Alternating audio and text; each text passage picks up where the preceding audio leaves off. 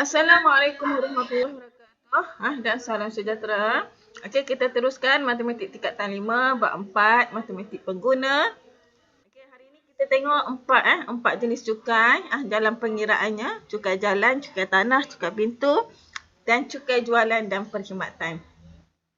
Okey, jangan risau. Dalam tajuk ini ringkas saja jalan pengiraannya. Jalan pengiraan untuk keempat-empat cukai ini ringkas dan pendek sahaja. Dia berlainan dengan cukai pendapatan. Dia berlainan dengan cukai pendapatan. Cukai pendapatan perlu detail. Tapi yang ini ni dia hanya pendek dan hanya satu baris saja dalam pengiraannya. Jadi kita sentuh ke semua teruslah. Maknanya habis terus untuk hari ini kita habiskan tajuk matematik pengguna, tajuk pencukaian. Okey, yang pertama sekali kita tengok cukai jalan. Okey. Dalam cukai jalan dikenakan berdasarkan kapasiti enjin kenderaan yang digunakan oleh pemiliknya. Okey. Yang enjin kereta lah. Cukai jalan hanya dikenakan kepada kenderaan yang berenjin. Macam basikal ke, basikal tidak dikenakan cukai. Kenapa?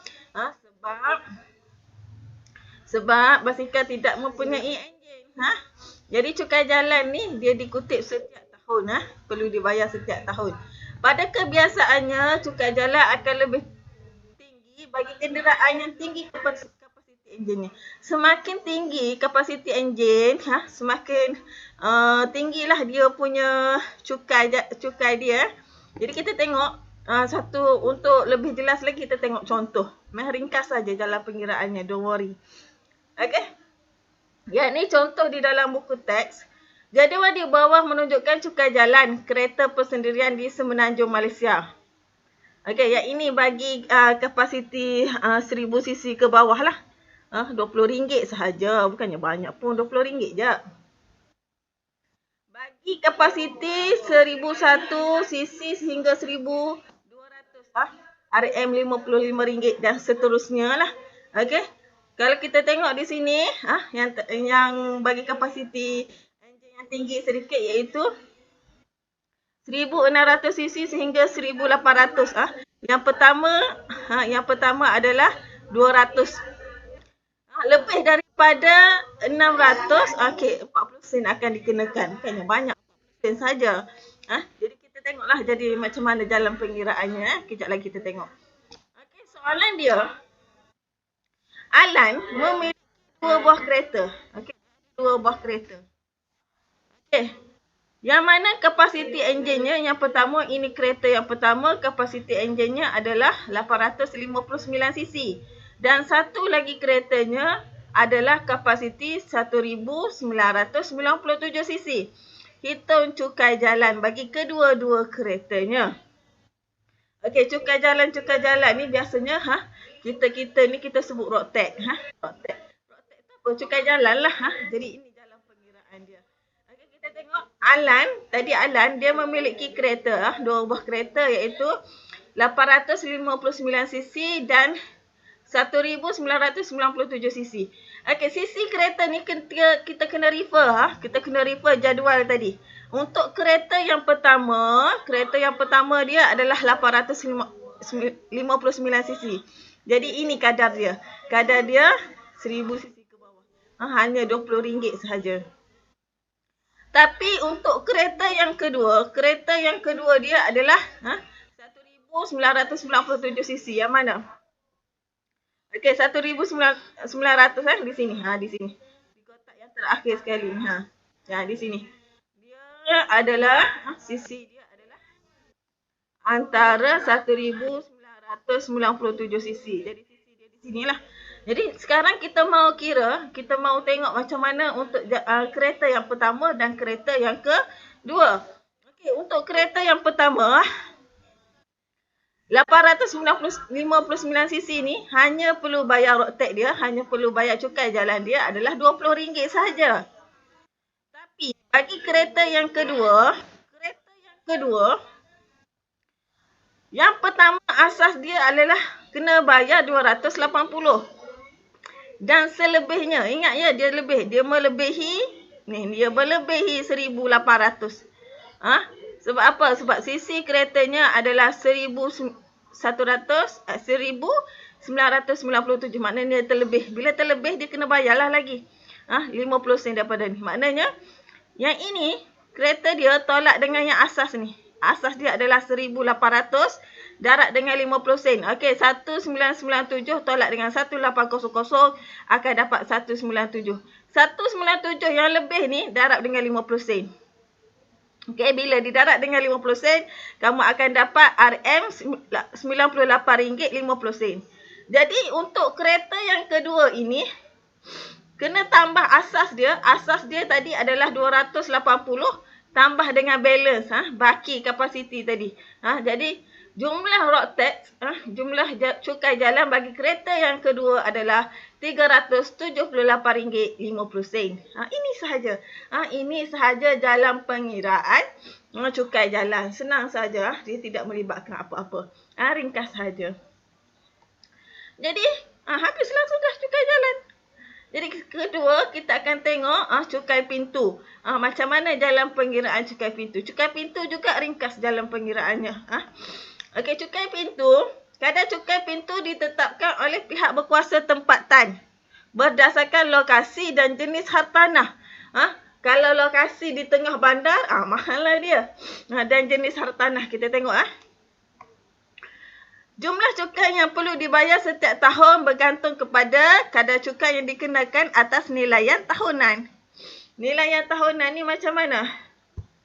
Nilaian tahunan ini adalah okey, nilaian tahunan. Okey, kita tengoklah macam mana cukai pintu. Jumlah cukai pintu yang perlu dibayar adalah kadar cukai pintu darat dengan nilai tahunan.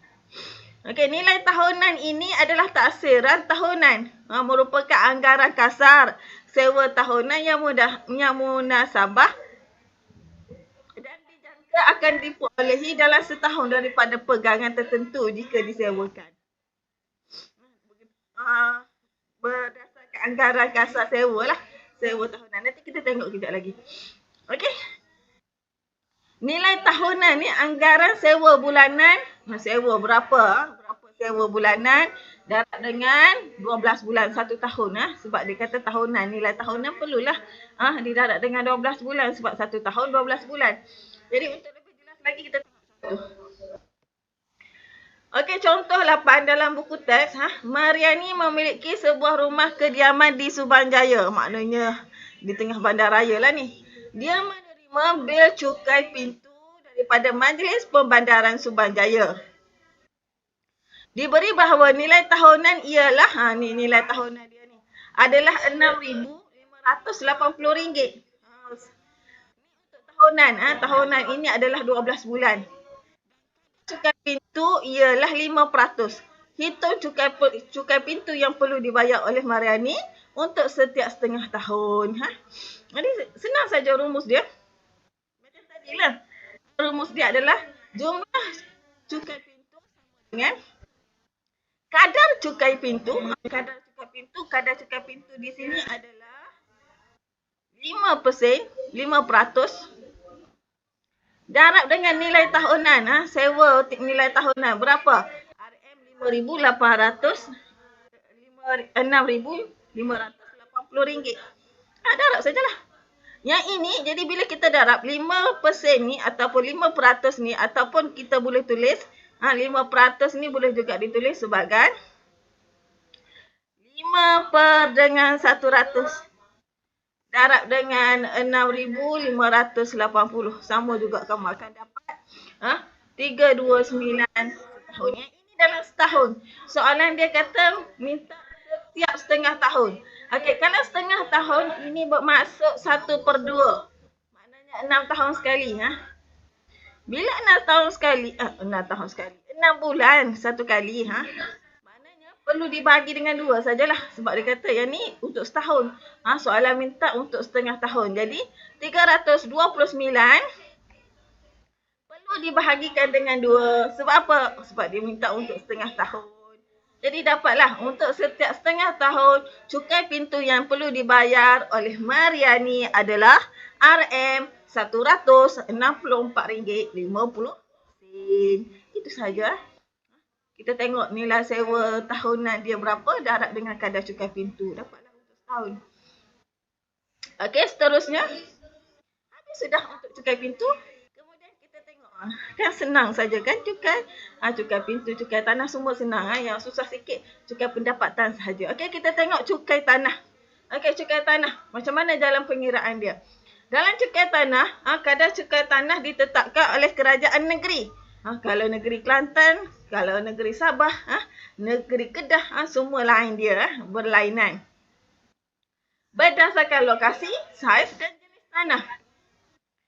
Okey, jumlah cukai yang perlu dibayar setiap tahun bergantung pada kadar cukai tanah. Setiap unit keluasan dan atas jumlah keluasan tanah yang dimiliki. Dia bergantung kepada keluasan lah. Kalau luas, makin banyak lah. Kalau semakin kecil lah yang perlu dibayar cukai. Jadi, okey, dia punya rumus dia adalah cukai tanah sama dengan kadar cukai tanah setiap unit darab dengan jumlah keluasan. Yang tadi, cukai pintu sama juga. Ringkas saja jalan pengiraan dia. Okey. Kita tengok contoh. Encik Hamid memiliki sebuah rumah berkeluasan 130 meter persegi. Diberi bahawa kadar cukai tanah yang dikenakan adalah 43 sen sahaja setiap meter persegi.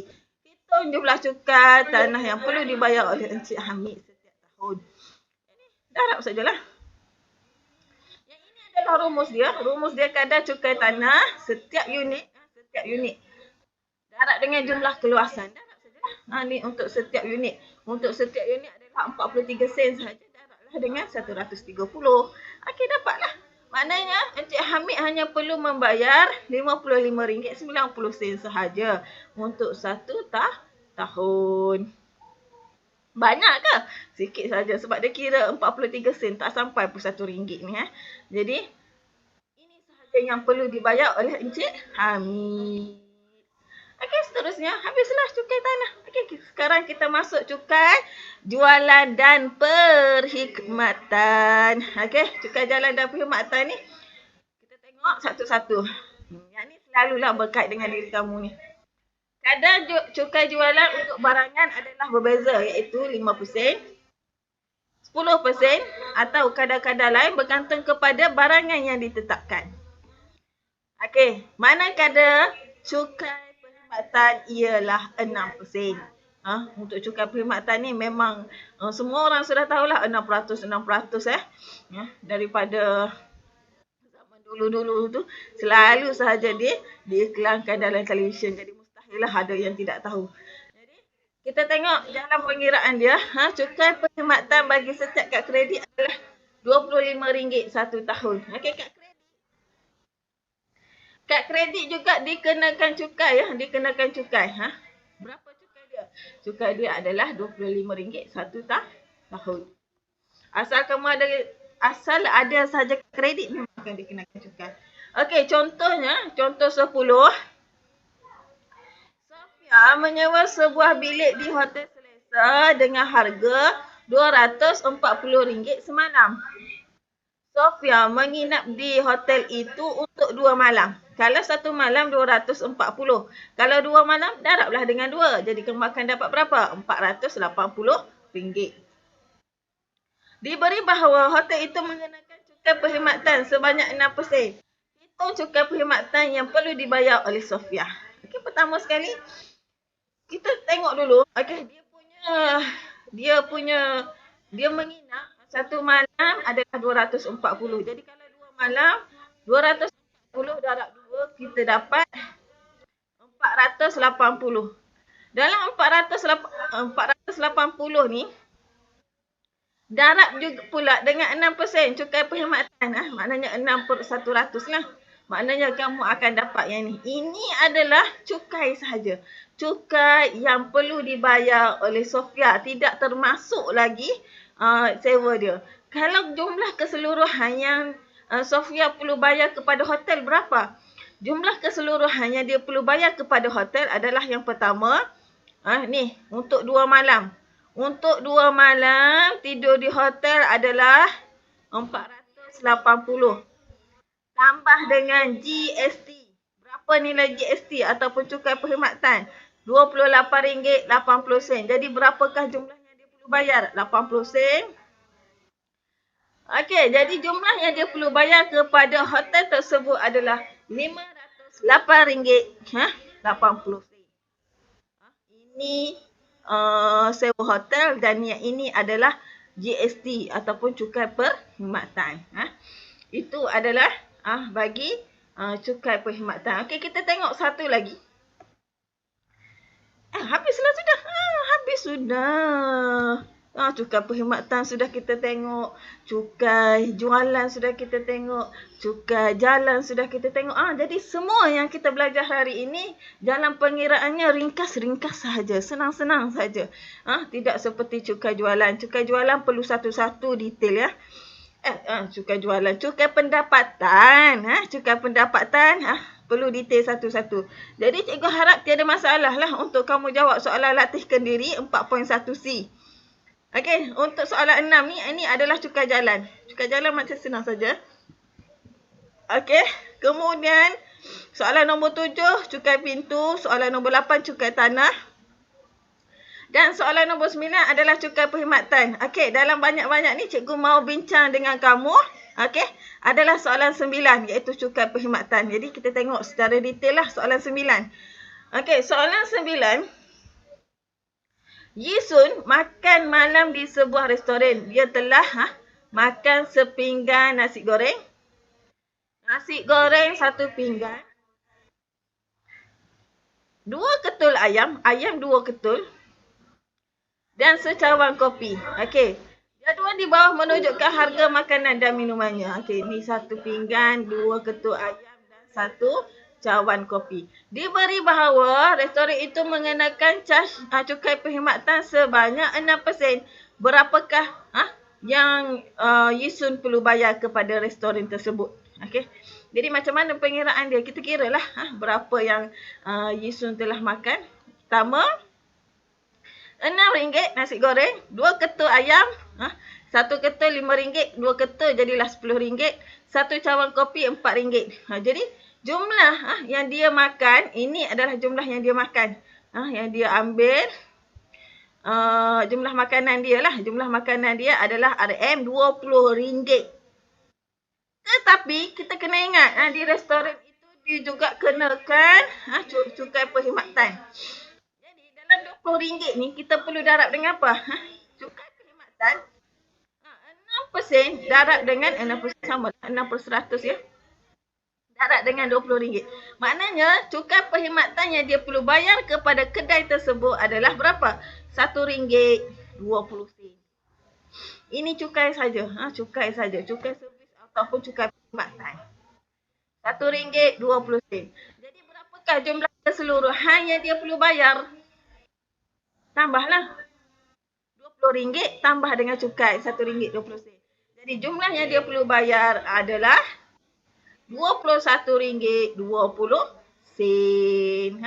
Sekarang ni semua kedai, semua pasar raya, semua tempat sudah dikenakan cukai perkhidmatan.